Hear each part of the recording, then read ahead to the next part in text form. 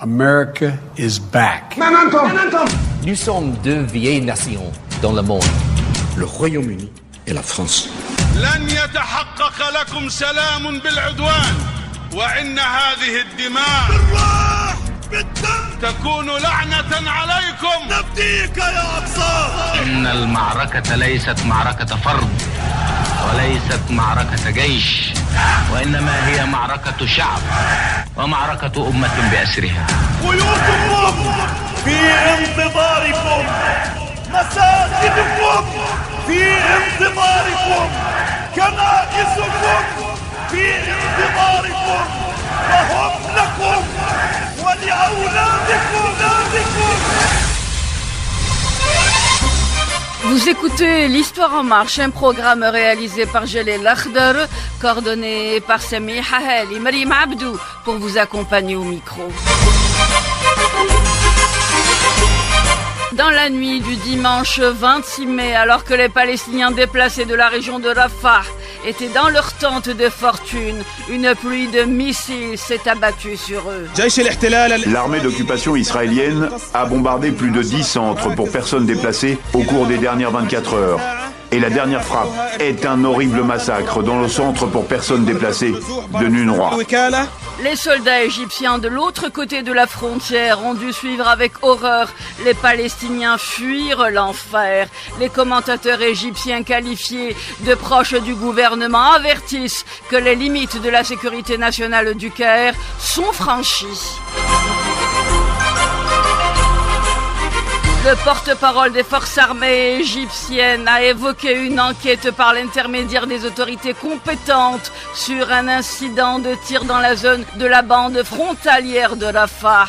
Un incident, dira-t-il, ou des tirs qui ont entraîné la mort des membres des agents chargés de la sécurité. خبر عاجل في هذه الأثناء مع تأكيد هيئة البث الإسرائيلية مقتل جندي مصري في معبر رفح في وقت لاحق. Avec nous en ligne à partir du Caire, Monsieur Hani Abdelaziz.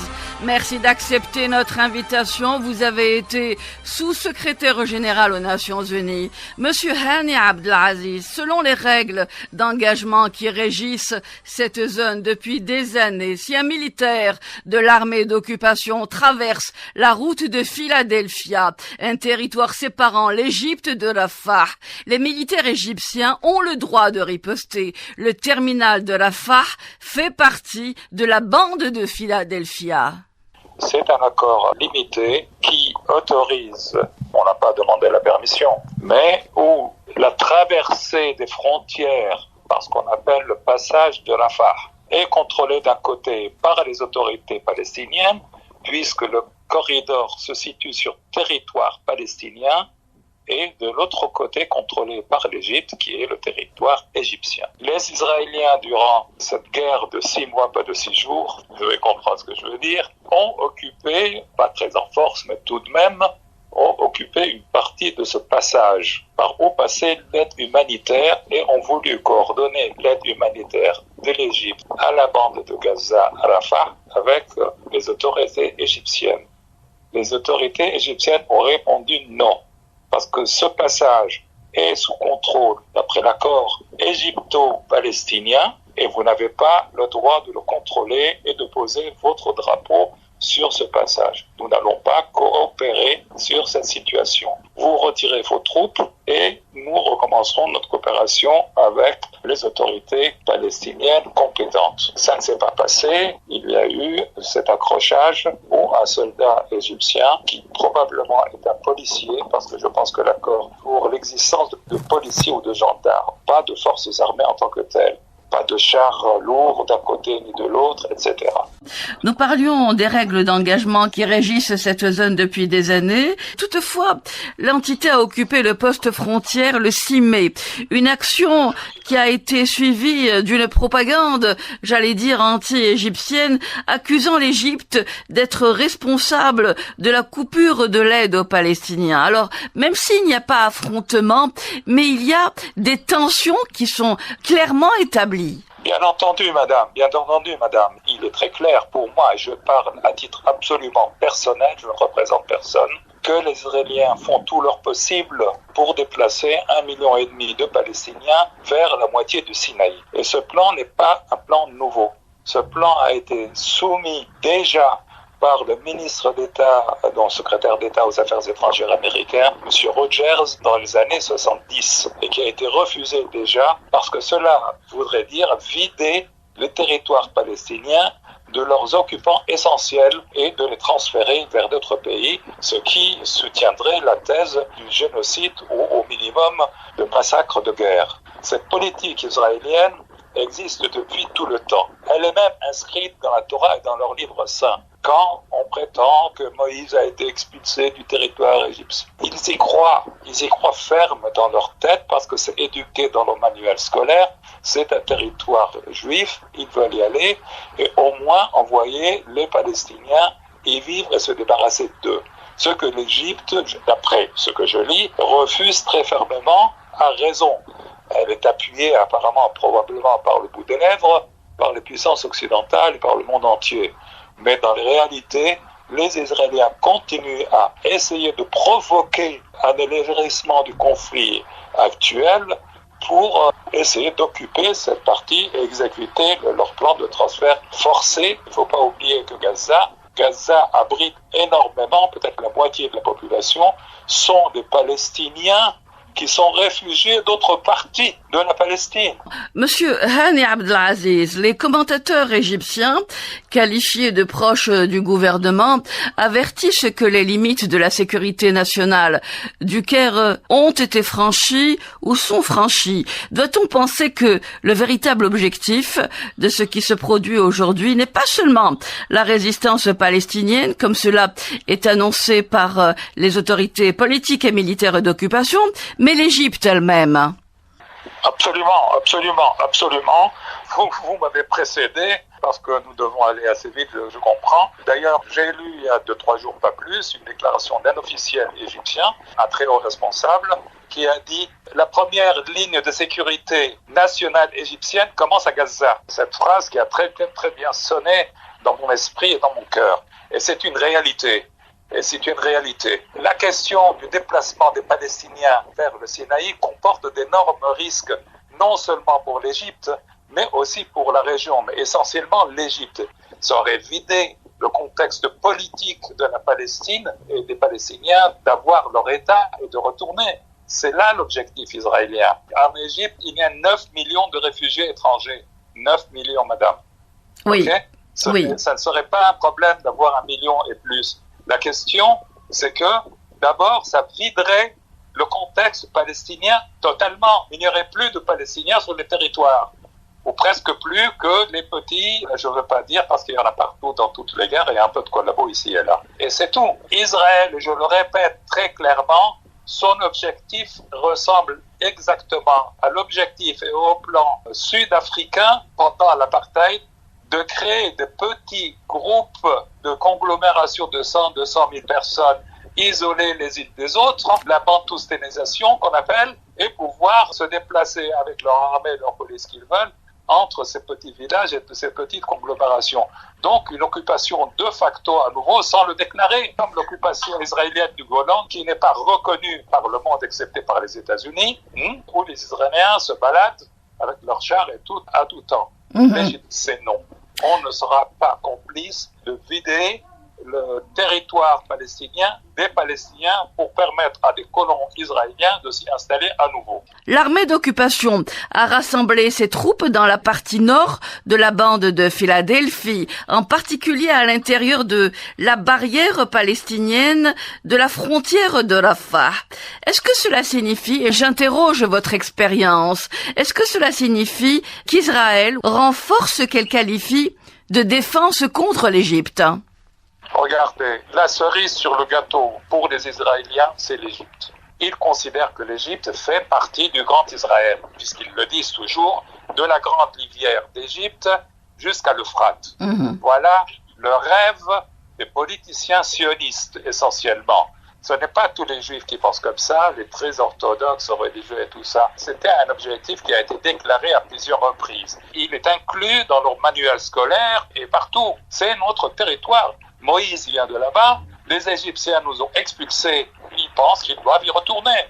C'est l'essence du problème. Ça prendra 100 ans, 200 ans, 3000, mais je suis sûr, moi-même, dans mon fort intérieur, et je peux me tromper, qui ne se trompe pas, que c'est un plan à long terme des Israéliens d'avoir une mainmise, une occupation sur l'Égypte.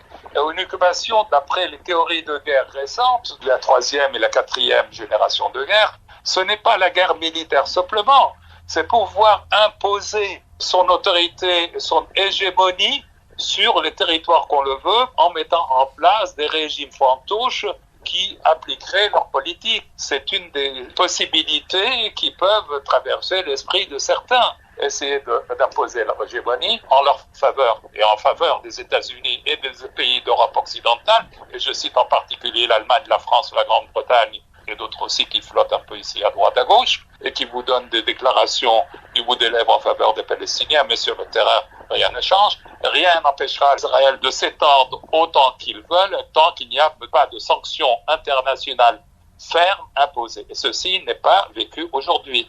Absolument. Il y a une autre solution, l'unité du monde arabe, qui est prouvée depuis 50 ans, qui est impossible. Ça devient une chimère, monsieur Hani Abdelaziz. C'est devenu une chimère.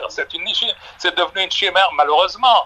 Le simple fait de lancer la possibilité de fermer le robinet de pétrole et de gaz vers l'Europe occidentale pendant 1 mois, 2 semaines, fera fléchir les Américains d'une certaine manière. Ne fera pas changer de politique générale, puisqu'ils sont soumis à un lobby financier, surtout médiatique avant financier, qui change maintenant. Peut-être quand dans une des régions, ces jeunesses qu'on voit dans les campus américains pourraient éventuellement changer les choses. Mais aujourd'hui, moi, je ne vois pas un seul État occidental, et même de l'Europe de l'Est, même la Russie, imposer des sanctions sur les approvisionnements militaires vers Israël, ou d'imposer un embargo sur quoi que ce soit. Même en parler est pratiquement interdit et ne se passe pas. Monsieur Hani Abdelaziz, dans la nuit du dimanche 26 mai, alors que les Palestiniens déplacés de la région de Rafah étaient dans leur tente de fortune, une pluie de missiles s'est abattue sur eux, engendrant massacre sur massacre. Les soldats égyptiens de l'autre côté de la frontière ont dû suivre avec horreur les Palestiniens fuir l'enfer. Le point de rupture est peut-être atteint ainsi, monsieur Hani Abdelaziz. L'armée présente n'acceptera sans doute pas ce qui se passe aux frontières. Le point de rupture pourra être franchi le jour où les États arabes s'uniront pour faire face à cette armée américano-israélienne, franco-israélienne de plein fouet. Voilà la chose. C'est la question et tout se passe en termes de rapport de force. L'Égypte, et ça j'en suis convaincu, et c'est mon opinion personnelle, a suffisamment payé de ce développement d'un pays des plus riches de la région qui faisait des dons et des prêts pendant la Deuxième Guerre mondiale. L'Égypte a participé avec les alliés à la Deuxième Guerre mondiale. Voilà le résultat. On ne va pas aller faire la guerre encore une fois aux États-Unis et à l'Europe occidentale. Il faut être clair là-dessus. Nous avons subi énormément, et c'est mon avis personnel, je répète, suffisamment de désastres au niveau de notre développement socio-économique. Nous sommes devenus un des pays les plus pauvres de la région quand nous étions le pays le plus riche de la région. Voilà, c'est aussi simple que ça. Cette expérience, moi-même, je ne l'appuierai pas tant que le monde arabe ne se soumettra pas de bonne volonté et de bonne foi à s'unir au moins sur des plans. Parce que je ne suis pas avant-en-guerre, mais si nécessaire, il faut la faire. Avant cela, utiliser tous les moyens. Je n'ai pas vu un seul État arabe rappeler son ambassadeur d'Israël. Aucun n'a menacé la fermeture des robinets de gaz et de pétrole. Aucun. Tout le monde est dans son coin tranquille à 3000 km, 2000 km, etc. Allez-y les Égyptiens. Non, madame. Mon opinion, elle reflète probablement l'opinion de beaucoup d'amis égyptiens ici. Et vous pensez la normalisation des relations des pays du Golfe, maintenant, elle se passe autour de quoi? Essentiellement, l'Arabie Saoudite voudrait tout de même un parapluie nucléaire américain pour se protéger contre une éventuelle Iran qui deviendrait nucléaire. Ce n'est pas un secret de dire que ceux qui frappent les positions aussi, je ne suis pas aussi du tout et je ne suis pas pro-iranien du tout, sont souvent des mercenaires, des pilotes israéliens, américains à la retraite qui sont payés 4 000 € l'heure de vol pour aller taper sur les Houthis. Il faut regarder les choses dans les détails et en face. C'est là la situation. on s'unira au minimum, au dénominateur commun minimum, peut-être qu'on pourra y aller. Mais aller faire la guerre jusqu'aux derniers Égyptiens, ça suffit. J'entends bien ce que vous dites, Monsieur Hani Abdelaziz, et c'est tout à fait compréhensible. Pardonnez-moi, laissez-moi juste arriver au bout de ma question pour pouvoir vous passer le micro.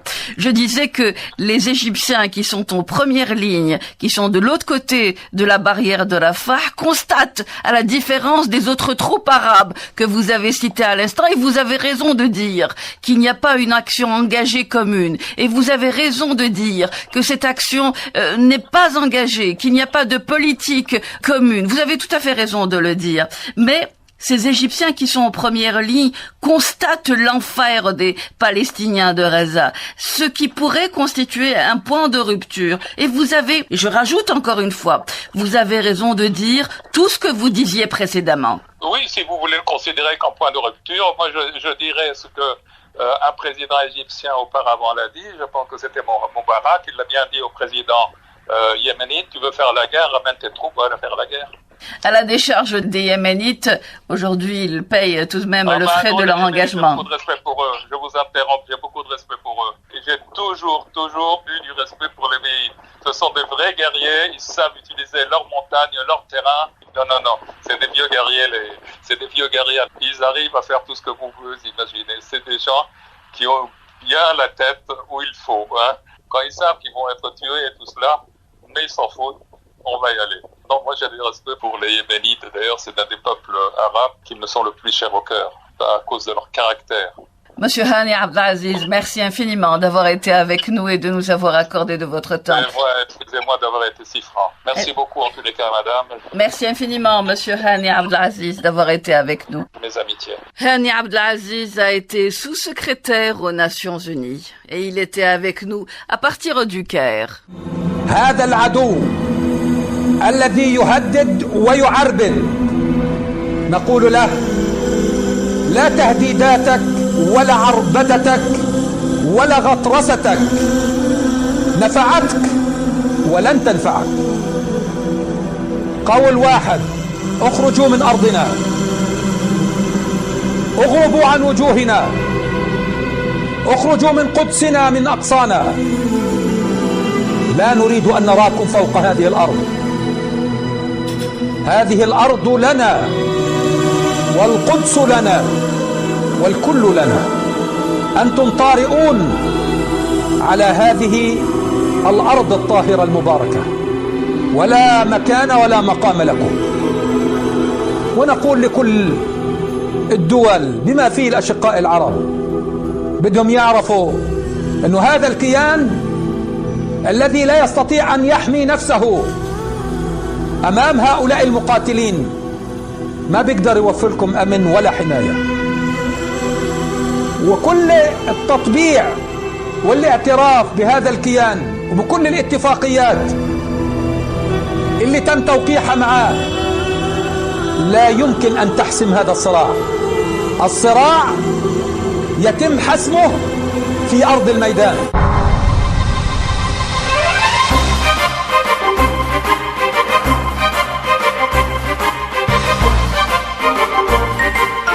Le 22 mai 2024, l'Institut international de recherche pour la paix à Genève et le collectif de juristes pour le respect des engagements internationaux ont adressé une communication au procureur de la Cour pénale internationale afin de demander l'ouverture d'une enquête à l'encontre d'Ursula von der Leyen pour complicité de crimes de guerre et de génocide contre des civils palestiniens dans les territoires occupés, en particulier dans la bande de Gaza. Au nom de l'Europe, von der Leyen vantait il y a de cela quelques mois ce qu'elle qualifie de démocratie.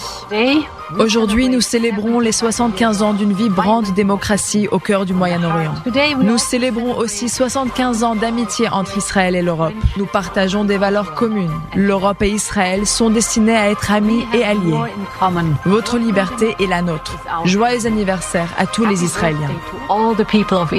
Une déclaration tenue au moment où des missiles s'abattaient sur des populations civiles palestiniennes. Une déclaration tenue au moment où des Palestiniens, des civils, se faisaient massacrer.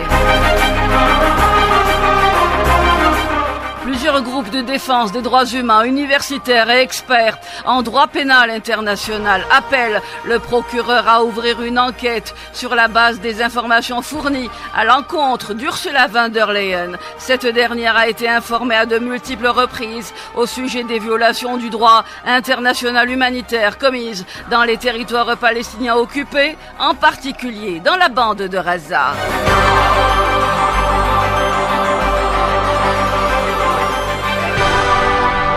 Avec nous en ligne, Monsieur Pierre-Emmanuel Dupont, merci d'accepter notre invitation.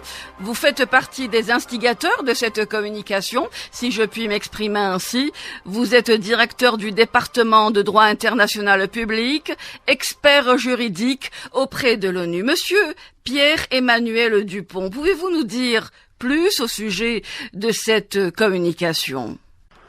Cette équipe de juristes a déterminé la présidente de la Commission européenne, Madame von der Leyen, à multiplier des actions en faveur des autorités israéliennes depuis le début de l'offensive sur Gaza au mois d'octobre dernier, à multiplier des actions, des déclarations qui peuvent s'analyser du point de vue juridique comme des faits de complicité. On parle techniquement d'aide et d'assistance aux crimes qui sont commis, aux crimes de guerre, possiblement aux crimes contre l'humanité et également plausiblement aux crimes de génocide qui sont commis actuellement dans la bande de Gaza à l'encontre des populations palestiniennes. Ces actions et ces déclarations qui ont été donc analysées, qui émanent de Madame von der Leyen, ont consisté à fournir tout d'abord un soutien militaire à Israël, en ce sens que, en tant que présidente de la Commission européenne, Madame von der Leyen a joué un rôle essentiel dans le fait de fournir des équipements militaires à Israël. Il faut rappeler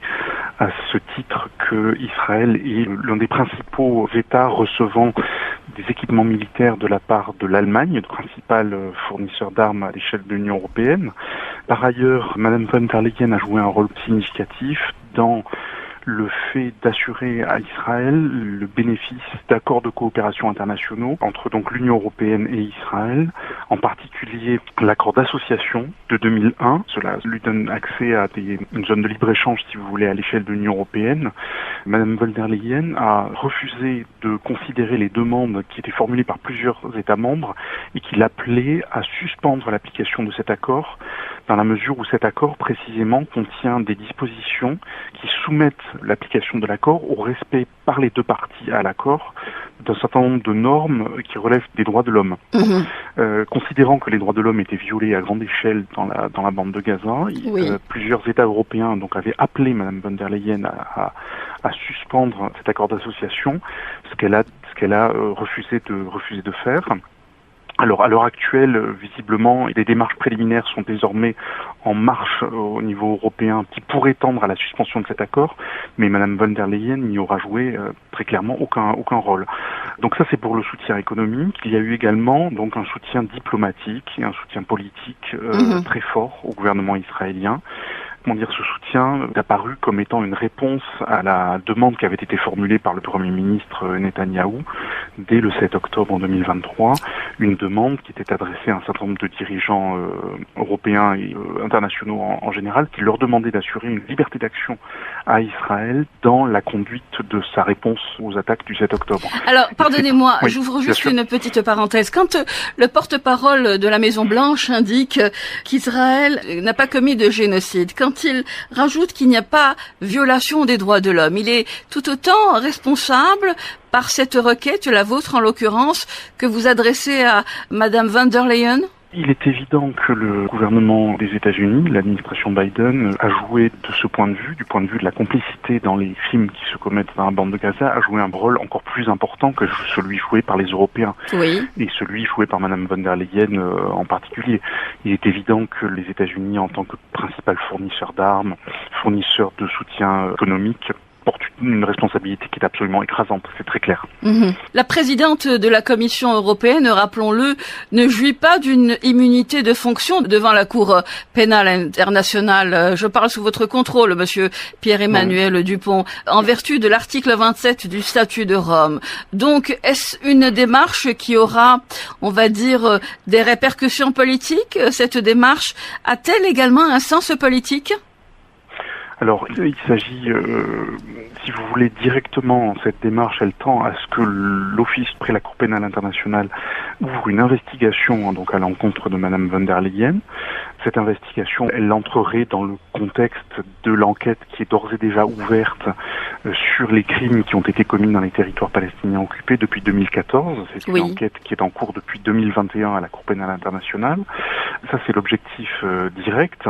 Par rapport à cet objectif, il est certain qu'il appartient maintenant au procureur de déterminer si les éléments factuels et l'analyse juridique que nous avons fournie lui paraît plausible, ce qui est le cas, si vous voulez, de l'avis des nombreux experts juridiques qui ont apporté leur soutien à notre démarche. Oui. Donc ça c'est l'objectif direct, si vous voulez. Maintenant, dans un contexte politique plus large, en effet, il s'agit d'attirer l'attention des responsables politiques sur le fait que, si vous voulez, il peut y avoir des conséquences juridiques pour les responsables politiques qui ont fourni à Israël les moyens de mener son opération militaire et par conséquent de commettre les crimes qui sont maintenant abondamment documentés par les ONG, les instances des Nations Unies, etc.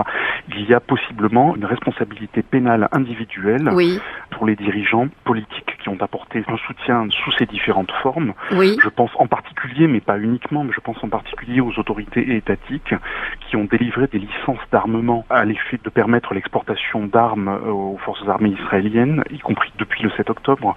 Je pense également aux dirigeants des entreprises d'armement. Voilà, Est-ce que les entités étatiques peuvent être considérées par votre démarche? Continuer à fournir des armes à Netanyahou est-il considéré comme une complicité de génocide? Aujourd'hui, quand un État, par exemple, oppose son droit de veto au Conseil de sécurité, est-ce une démarche qui peut être considérée comme une forme de complicité de génocide? Oui, certainement, de façon indirecte, en effet. Alors, il faut bien distinguer la responsabilité pénale individuelle des dirigeants, des dirigeants politiques, des dirigeants militaires également. Et donc cette responsabilité pénale individuelle, c'est celle que nous invoquons s'agissant de Madame von der Leyen à travers cette communication. Il faut distinguer cette responsabilité pénale individuelle de la responsabilité des États.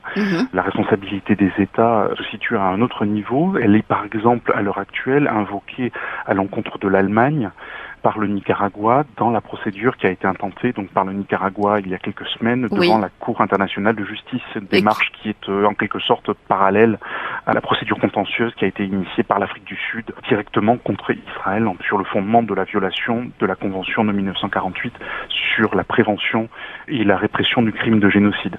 La Cour internationale de justice a rejeté la requête du Nicaragua contre l'Allemagne pour complicité de génocide. Si vous voulez, à ce stade, ce qui lui était demandé, c'était de décider de mesures d'urgence, de mesures provisoires à l'encontre de l'Allemagne. Il ne lui était pas demandé de se prononcer sur l'existence ou non de complicité de la part de la République fédérale d'Allemagne.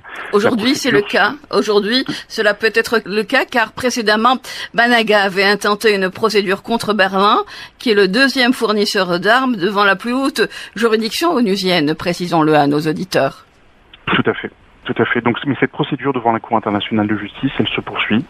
Et donc, il conviendra de suivre ce que décidera la Cour internationale de justice, qui est la plus haute instance juridictionnelle des Nations Unies. Ce que vous dénoncez aujourd'hui, c'est le soutien militaire, économique, financier, diplomatique et politique attribué aujourd'hui à Israël. C'est de cela qu'il est concrètement question.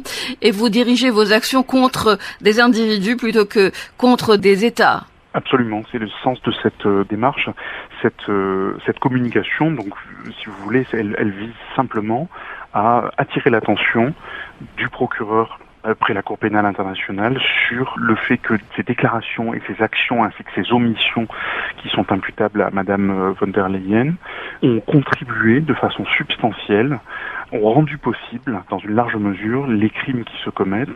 On peut raisonnablement penser que ces crimes n'auraient pas été commis avec une telle ampleur et sur une telle durée si les autorités israéliennes n'avaient pas bénéficié du soutien dont elles ont bénéficié de la part d'un certain nombre de dirigeants occidentaux et notamment à l'échelle de l'Union européenne de la part de la présidente de la Commission européenne. Êtes-vous conforté par la dernière ordonnance de la Cour internationale de justice qui exige des mesures provisoires afin de prévenir tout génocide? Oui, en effet, nous avons été confortés dès le mois de janvier, lorsque la Cour internationale de justice, dans cette même procédure, a rendu sa première ordonnance sur les mesures provisoires et qu'elle a déterminé, au regard de la documentation qui lui était fournie, qu'il existait une plausibilité, qu'il y avait un risque plausible qu'un génocide soit en train de se commettre. Oui.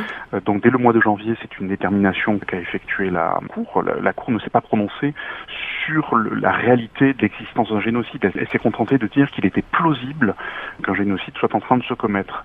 Au regard des preuves, si vous voulez, qui se sont accumulées, des éléments de preuve qui se sont accumulés depuis le mois de janvier, on peut raisonnablement penser que cette procédure va se poursuivre et que la Cour internationale de justice parviendra à une détermination, si vous voulez, définitive du fait qu'Israël s'est rendu coupable de violation de la Convention sur le génocide.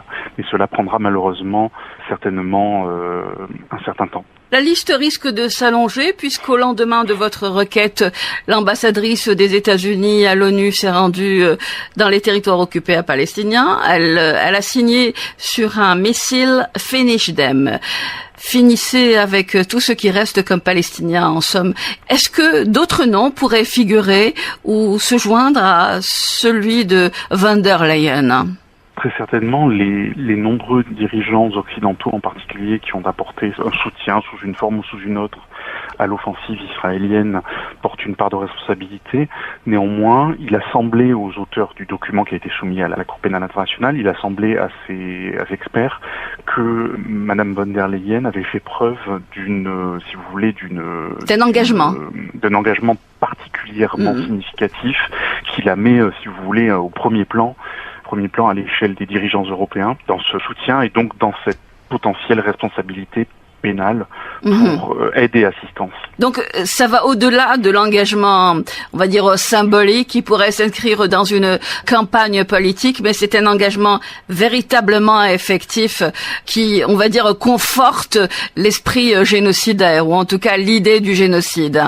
Oui, absolument. Lorsqu'on examine en particulier les déclarations officielles de Madame von der Leyen depuis le mois d'octobre dernier, on voit que ces affirmations inconditionnelles de soutien, elles interviennent alors même que les dirigeants israéliens, en particulier le Premier ministre, en particulier le ministre de la Défense, mais également d'autres membres du gouvernement et des responsables militaires israéliens, oui, à ce moment-là, ont déjà prononcé des déclarations qui sont de nature génocidaire, c'est-à-dire des déclarations, par exemple, indiquant qu'il n'y avait pas à Gaza de population civile, que toutes les restrictions étaient abandonnées à l'encontre des forces armées, qu'elles avaient toute latitude pour mener l'offensive comme elles l'entendaient, etc., etc., et d'autres expressions donc de nature génocidaire. Madame von der Leyen ne pouvait pas ignorer, au moment où elle a formulé ces expressions de soutien inconditionnel, elle ne pouvait pas ignorer l'existence de ces déclarations. Monsieur Pierre-Emmanuel Dupont, merci infiniment d'avoir été avec nous et de nous avoir accordé de votre temps. Merci beaucoup, monsieur. Je vous en prie. Pierre-Emmanuel Dupont est juriste, directeur du département de droit international public et de règlement des différends au London Center of International Law Practice, expert juridique auprès de l'ONU. Ce jeudi, l'UNRWA a été sommée d'évacuer ses locaux, raison évoquée, violation de bail. La décision somme l'UNRWA de cesser, je cite, immédiatement toute utilisation illégale, de détruire tout ce qui a été construit en violation de la loi. Créée en 1949, l'agence emploie, précisons-le, environ 30 000 personnes dans les territoires palestiniens occupés en Jordanie, au Liban et en Syrie. À l'ONU, le porte-parole de l'entité d'occupation a froidement annoncé il y a quelque temps les décisions prises contre l'agence. Israël ne peut pas et ne veut pas permettre à l'UNRWA de continuer à fonctionner à Gaza comme par le passé.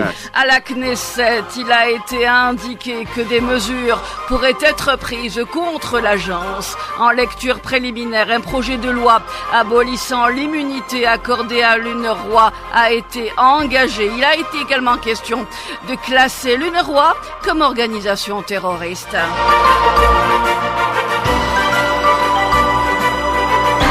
Avec nous en ligne, à partir des territoires occupés palestiniens, Monsieur Jonathan Fowler, merci d'accepter notre invitation. Vous êtes responsable de la communication à l'ONU, porte-parole de l'UNRWA. Tout d'abord, vous avez été sommé d'évacuer vos locaux. Comment répondez-vous à cela? Quelles précisions pouvez-vous nous amener à ce sujet? Bon, d'abord, ce que je veux dire, c'est qu'on a vu ça que par les médias. Nous avons reçu aucune lettre officielle ou quoi que ce soit des autorités. Mais évidemment, toute gestion de ce genre, c'est un outrage en fait à l'encontre de l'UNRWA. Et je mettrai ça dans le cadre des tentatives de démantèlement de notre organisation qui vont au non-respect du droit humanitaire international envers nos collègues dans la bande de Gaza. C'est l'exemple le plus grave.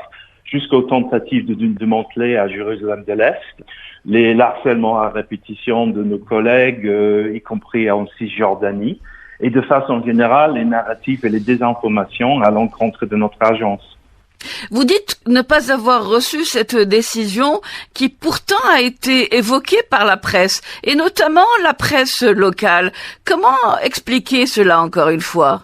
Ce n'est pas la première fois que nous apprenons par voie de presse les accusations, les démarches à notre encontre. C'est un peu une habitude et il faut se rappeler que nous sommes une agence des Nations Unies, donc nous bénéficions des mêmes privilèges et immunités comme n'importe quelle autre agence des Nations Unies. Et c'est certainement pas par la voie de presse que nous devions apprendre quoi que ce soit. Déjà, j'entre pas en matière sur ce qui aurait été dit dans les médias locaux. Oui. Mais il faut absolument pas que nous apprenions ce genre de choses par les médias. La Knesset a approuvé mercredi en lecture préliminaire un projet de loi abolissant l'immunité accordée à l'UNRWA. Il est également indiqué que l'UNRWA serait classée comme organisation terroriste. Comment réagissez-vous à cela, Monsieur Fowler? Je n'entrerai pas en matière sur le projet de loi, mais juste un détail, c'est qu'il s'agit d'un projet de loi apparemment d'un élu, un individu, donc c'est pas un parti politique quelconque. Nous étudions la chose, mais nous avons vu plusieurs tentatives de démantèlement, de fausses accusations, etc. contre l'UNRWA. Et nous situons ce genre de démarche dans le même optique, en fait. C'est dans ce cadre que nous regardions ça, mais j'ai pas le détail de ce projet de loi sous les yeux, mais d'après des informations, comme il s'agit d'un produit d'un élu individuel, nous ne pensions pas que ça passerait, mais je ne pourrais pas donner plus de détails. Mais je suis formel, nous situons ça dans une campagne à répétition à démanteler l'UNRWA. Depuis le 26 janvier, 18 pays, avec à leur tête les États-Unis et l'Union européenne, ont suspendu leur aide à l'agence. Comment subsistez-vous aujourd'hui? Bon, justement, en fait, bonne nouvelle dans un sens, c'est que sur ces pays, il y en a que 2 qui sont pas revenus.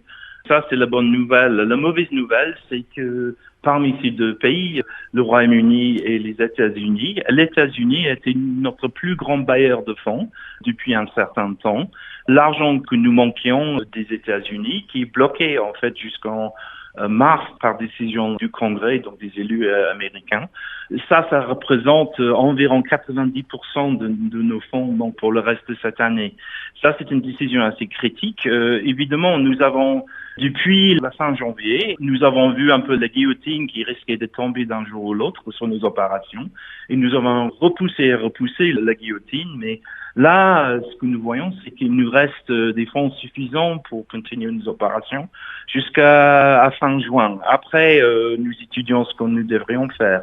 Mais c'est une optique pas très claire pour l'instant. Et nous sommes très reconnaissants de tous les pays donateurs qui ont augmenté leur financement, les nouveaux pays donateurs qui sont venus, ainsi que les individus qui ont donné des fonds de leur propre poche. Ça, c'était important. Ça montre qu'il y a une solidarité dans le monde avec les réfugiés palestiniens et la population dans la bande de Gaza. Est-ce qu'ils sont nombreux, ces personnes qui ont contribué de façon individuelle à aider les Palestiniens, comme vous le disiez à l'instant?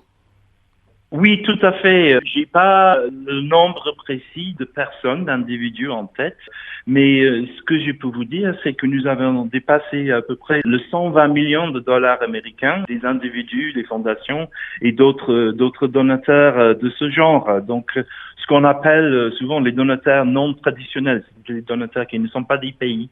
C'est un symbole très important de la solidarité. Vous coordonnez la quasi-totalité de l'aide à Gaza. Comment décririez-vous la situation aujourd'hui à Gaza?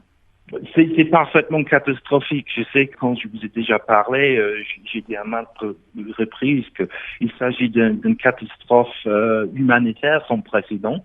Mais du jour au jour, ça s'empire. Et c'est vraiment, vraiment grave. Ce que nous avons vu là, c'est que depuis environ 3 semaines, à peu près 1 million de personnes ont fui Rafah. Et il faut pas oublier que la population de Rafah a augmenté par 5 à 6 fois à cause de la guerre, parce que les gens ont été déplacés à répétition. Donc là, c'est des déplacés et redéplacés. Les gens ont été déplacés environ 1 fois par mois dans la guerre à Gaza. La série d'horreurs que nous voyons, par exemple la frappe qui a brûlé les tentes, nos collègues sur place que nous avons réussi à joindre nous ont décrit les cris des enfants qui ne pouvaient pas être sauvés. Et il faut pas oublier aussi que nous avons de grandes difficultés à atteindre nos collègues. Les communications sont très, très difficiles à établir. Tragiquement, nous avons perdu jusqu'à aujourd'hui 192 de nos collègues, ce qui est aussi un chiffre sans précédent pour des personnels des Nations Unies dans toute guerre confondue depuis le début de création des Nations Unies en 1945. Nous appelons toujours que ça s'arrête immédiatement. Sans faille, il faut que ça s'arrête. Monsieur Jonathan Fowler, merci infiniment d'avoir été avec nous et de nous avoir accordé de votre temps. Merci beaucoup, monsieur. Et merci à vous et bonne journée. Au revoir. Au revoir, monsieur. Jonathan Fowler est responsable de la communication à l'ONU, porte-parole de l'UNRWA, Office de secours pour les réfugiés de Palestine.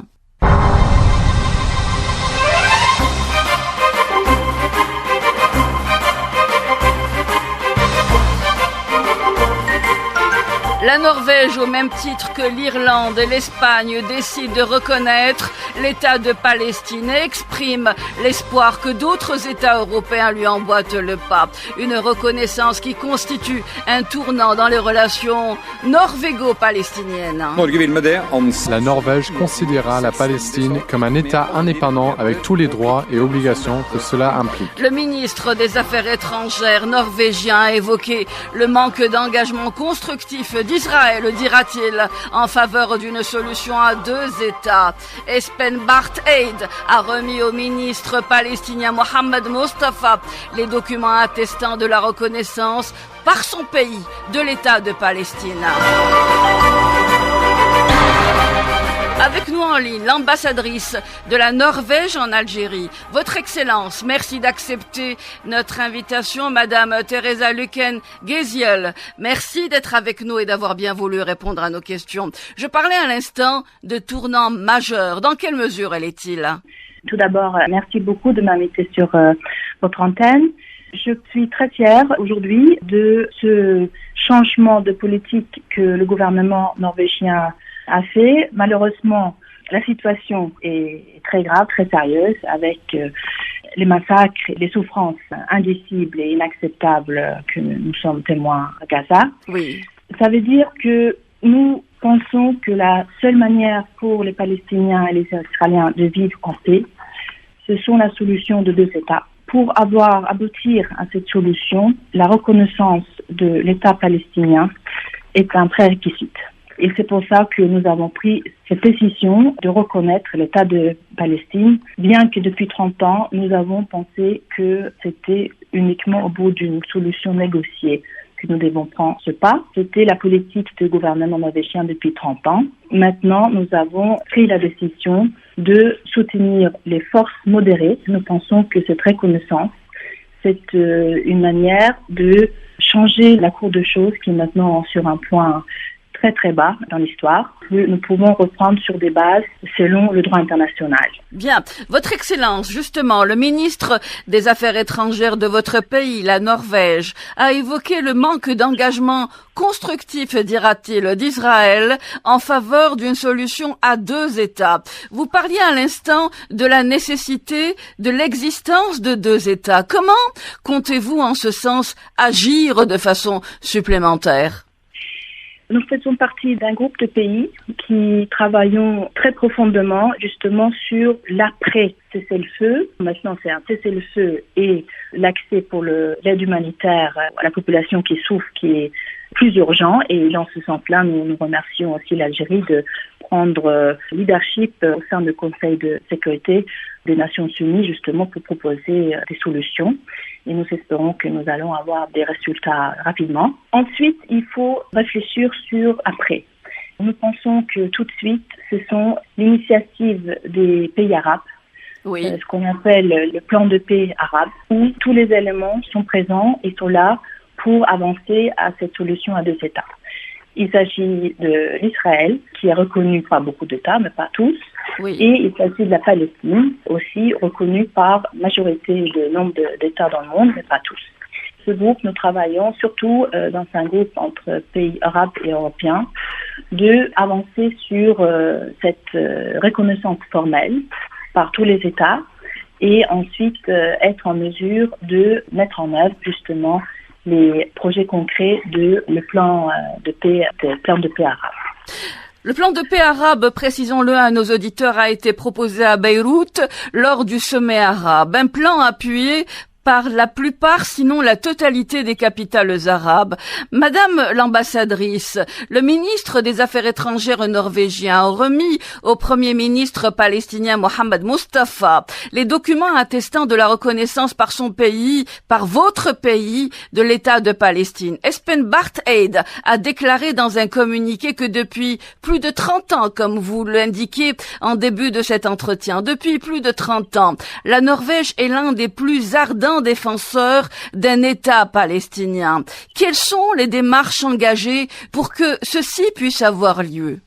C'est surtout avec les forces modérées, côté israélien et côté palestinien, que nous comptons arriver à une solution où les 2 peuples peuvent vivre en paix dans 2 États distincts, 2 États souverains indépendants qui vivent en sécurité et en paix.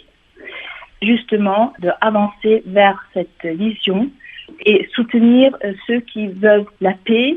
J'ai vu quelque part aussi des rapports en disant que reconnaître l'État palestinien, c'est un pas contre Israël. C'est pas notre position. La Norvège a reconnu Israël. Nous avons depuis très longtemps des bonnes relations avec l'État d'Israël et le peuple israélien.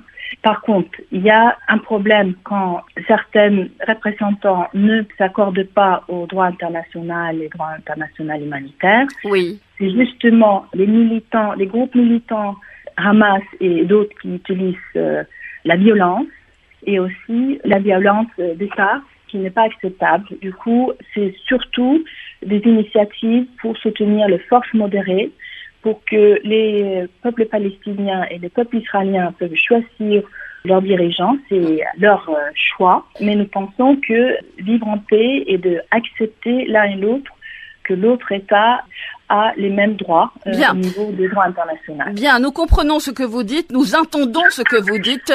En revanche, Madame l'ambassadrice, le Hamas a été élu lors d'élections reconnues tout à fait transparente par la communauté internationale. Le choix était un choix populaire. Ceci d'une part. Aujourd'hui, dans le contexte actuel, le Hamas est considéré par plusieurs capitales comme un mouvement de résistance. Ceci est notre propos, peut-être pas le vôtre. Je voulais tout de même l'indiquer pour poursuivre cet entretien. Le gouvernement norvégien a annoncé une aide d'1 milliard de couronnes, soit 92,5 millions de dollars. Une aide qui a été quadruplée presque depuis quelques jours. Elle était de 258 millions de couronnes. C'est une aide qui vient pallier aux sanctions imposées aujourd'hui contre l'UNRWA? Tout à fait. La Norvège est un soutien infaillible à l'UNRWA, au système onusien globalement, mais surtout UNRWA. Nous avons vu que c'est l'agence de l'ONU qui ont accès aux Palestiniens dans les camps et dans les territoires occupés. Quand on a vu que certains pays ont voulu diminuer le soutien en pleine crise, en pleine guerre, nous avons décidé de renforcer notre soutien pour que cette agence, qui était les seuls présents sur le terrain, pouvait continuer à alléger les souffrances des Palestiniens. Et nous avons aussi décidé récemment de soutenir l'État palestinien, les autorités palestiniennes qui maintenant sont reconnues comme un État, par une aide budgétaire directe, surtout pour les systèmes de santé dans les Jérusalem-Est et aussi dans les camps de réfugiés, que les Palestiniens ont accès à un système de santé. La Norvège, je le rappelle à nos auditeurs, au même titre que l'Irlande et l'Espagne, reconnaît l'État de Palestine et exprime l'espoir que d'autres États européens lui emboîtent le pas. Jusqu'à présent, seuls 7 États membres de l'Union européenne des 27 reconnaissent officiellement l'État de Palestine. Je précise par ailleurs que la Norvège, qui n'est pas membre de l'Union européenne, s'aligne souvent sur sa politique étrangère. Votre Excellence, merci beaucoup d'avoir été avec nous et de nous avoir accordé cet entretien. Merci beaucoup. Merci, madame. Merci. Teresa Luken-Geziel est ambassadrice du Royaume de Norvège en Algérie.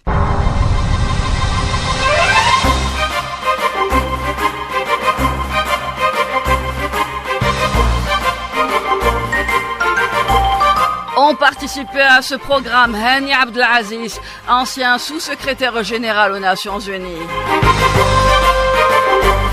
Jonathan Fowler, porte-parole de l'UNRWA. Teresa Luken-Geziel, ambassadrice du Royaume de Norvège en Algérie. Pierre-Emmanuel Dupont, juriste, expert juridique auprès de l'ONU. L'Histoire en marche a été réalisée par Jalil Lakhdar, coordonnée par Sami Haheli. Maryam Abdou vous a accompagné au micro. J'aurai le plaisir de vous retrouver jeudi prochain à partir de 16h. Merci de votre fidélité. À très bientôt. Inch'Allah.